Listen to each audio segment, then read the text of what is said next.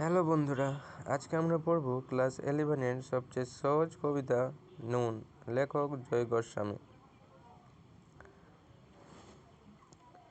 এই কবিতাটি ভূতুম ভগবান কাব্যগ্রন্থ থেকে নেওয়া হয়েছে এবং 1988 খ্রিস্টাব্দে এটি লেখা হয়।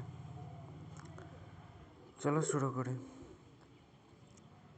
আমরা তো অল্পে খুশি, কি হবে দুঃখ করে, আমাদের দিন চলে যায় সাধারণ ভাত কাপড়ে।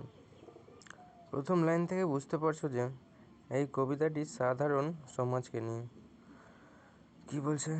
আমরা তো অল্পে খুশি, কি হবে দুঃখ করে, আমাদের দিন চলে যায় সাধারণ ভাত কাপড়ে। চলে যায় দিন আমাদের অসুখে ধার দেনাতে, রাত্রিরে দু ভাই মিলে টান দিই গঞ্জিকাতে। গঞ্জিকা অর্থাৎ গাঁজা। সব দিন হয় না বাজার, হলে হয় মাত্রা ছাড়া, বাড়িতে ফেরার পথে কিনে আনি গোলাপ চারা।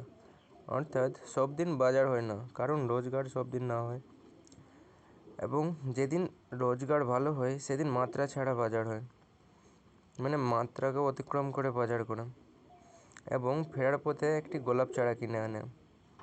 কিন্তু পুঁতব কোথায়, ফুল কি হবেই তাতে, সে অনেক পরের কথা, টান দিই গঞ্জিকাতে। অর্থাৎ এই গোলাপ চারা কেনার কথাটা গঞ্জিকাতে অর্থাৎ গাঁজাতে টান দেওয়ার সময় পরিকল্পনা করছে। আমরা তো এতেই খুশি, বলো আর অধিক কে চায়, হেসে খেলে কষ্ট করে আমাদের দিন চলে যায়। মাঝে মাঝে চলেও না দিন, বাড়ি ফিরি দুপুর রাত অর্থাৎ গভীর রাতে। খেতে বসে রাগ চড়ে যায়, নুন নেই ঠান্ডা ভাতে। রাগ চড়ে মাথায় আমার, আমি তার মাথায় চড়ি, বাপ বেটা দু ভাই মিলে সারা পাড়া মাথায় করি। করি তো কার তাতে কি, আমরা তো সামান্য লোক, আমাদের শুকনো ভাতে লবণের ব্যবস্থা হোক।